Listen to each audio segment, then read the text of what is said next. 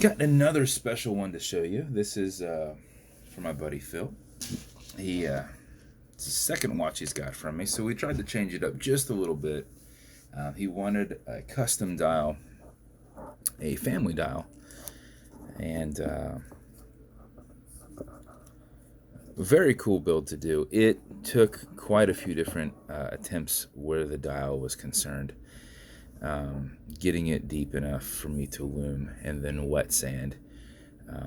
Had issues with being, not deep enough, and me bringing the what's raised kind of into the background, sanding it down. So took quite a few attempts, but we did it. We're able to do it in brass, which dissipated the heat decent enough with the laser.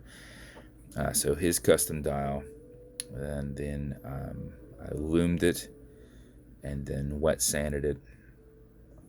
So it is on brass, and then I did a silver handset with a long lume seconds hand, brushed case, and then to go with the brass, I did an actual brass bezel.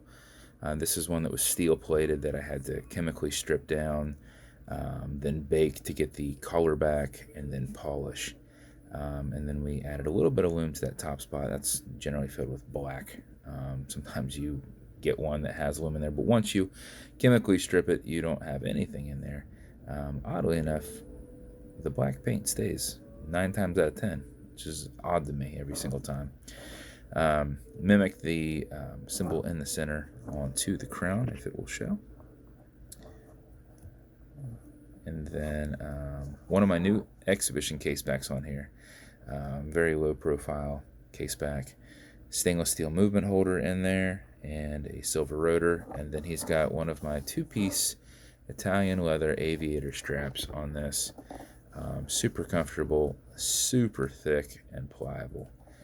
Painted edges on it, and a little branded logo there.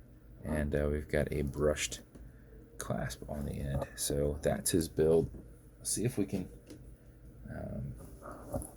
let me get the cat out of here, otherwise he will make all kinds of noise. Alright, so don't know how well it'll show in the daytime, but should at least be able to see some of it. You can tell you've got some lume beads here.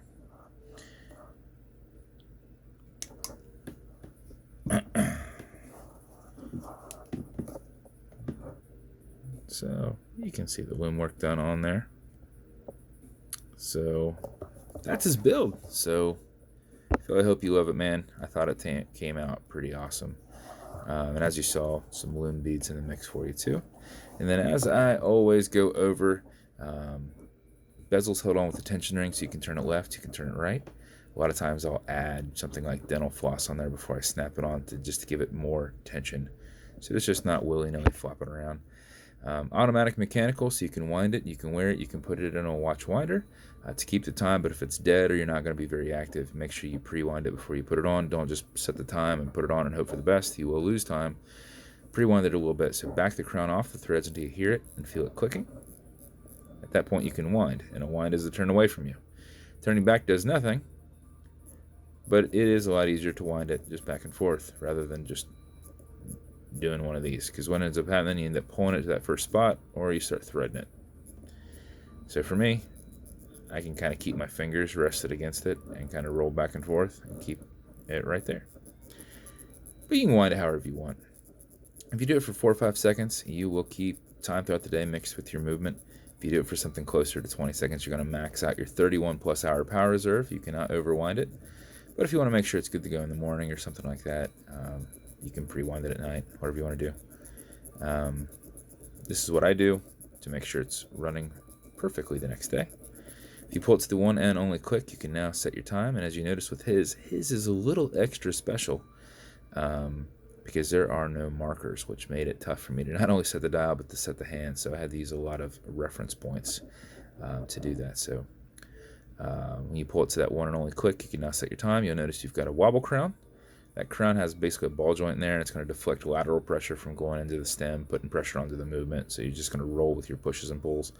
But if you pull it back straight, it won't really move at all. So if you don't like the way that feels, just don't put pressure on it to make it do that. Okay, Google, what time is it?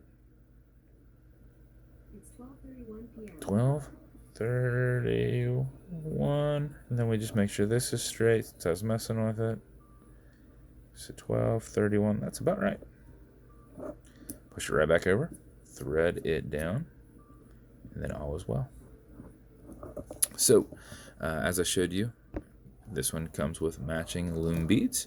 This is going to be in a special edition BVW box. I forgot my initials for a second there. And then Phil, for you, he figured that since we had already gone through 4 dials for you and it hadn't worked, that he would just send me an extra. I'm going to send it to you. He did this one on aluminum.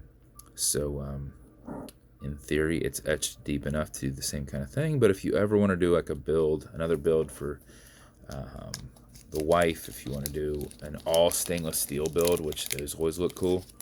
So like silver hand, silver case, silver bezel, silver SS band, just everything silver. Those look really cool too. So I will include that for you. If you ever need me to build you a watch, since this is your family, there's nothing I can do with this dial outside of you, right? You already have the dial. Just send it back to me and it will be cheaper because you won't have the dial cost involved. So he sent it to me just to make sure I'm covered, to make sure you're covered, and I was able to make that one work. I didn't know at first because it's a lot of wet sanding, but it will be in the bottom of your box. So just pull that out of there, set it to the side, do whatever you like with it if you're not wanting another watch out of it. But with your build, you're going to have watch cleaner. This is good on all glass and metal parts, so everything there in the center. Non-streaky, non-toxic, non-residue. Some leather conditioner. This is good to keep this leather strap perfectly soft. Apply it on the back side, on the front side, let it soak in a little bit. Will go a long way. Just rub it in and let it sit. And then some Novus 2 from Amazon repackaged into these smaller packages. It's essentially like a poly watch because this is an acrylic glass and you can scratch it if you do. Put a tiny bit on it, buff it out using your included microfiber. Buff it for 15-20 seconds. Generate some heat with your thumb and you will remove that scratch and polish it back out to looking perfect. So that's your build, buddy. I appreciate you a ton, and glad we were able to not only get your dial sorted, but to get you a watch. So thank you so much for your time. And if you want me to build you something custom and unique, reach out and I'll see what I can do. And if you want to continue to see videos like this, like and subscribe as I put them up all the time. Thanks, guys.